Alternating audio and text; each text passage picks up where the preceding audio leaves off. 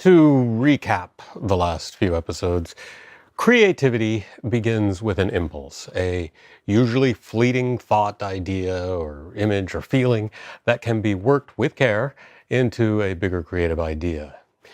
The person who seems to be more creative is usually just someone who is better able to hear those impulses. In other words, you are already creative, you just might not be tuned properly.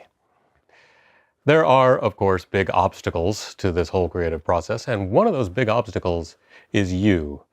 And that's because while the brain does have an incredible ability to generate creative content, it has a simultaneous facility that talks you out of paying attention to or lending value to your creative impulses.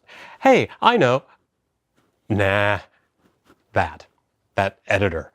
Sometimes your internal editor is so strong that it shuts down an impulse before you've acknowledged it's even there. At other times, it shows up as that voice that says, well, that's a stupid idea, or that won't work, or that's been done, or that's a cliche, or that's embarrassing.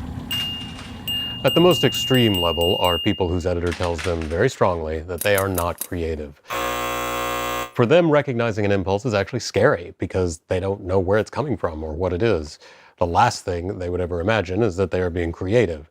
I suppose some of them might think I'm having a stroke or I'm possessed, but far more common is that such people simply ignore the value of the creative thoughts they're having because they believe they're not capable of such thoughts. This course is called Creativity for All, and that name was chosen for a reason. There are a lot of forces in the world that conspire to make you believe that you're not a creative person. Creative people are not special or chosen or different. The creative process depends on nothing more than you being able to hear the creative impulses that your brain constantly makes. And the first step in doing that is to believe that you are creative. That's why I have been outlining the model of creativity that I have described. I feel you should be able to hear it as a proof of your own creative potential.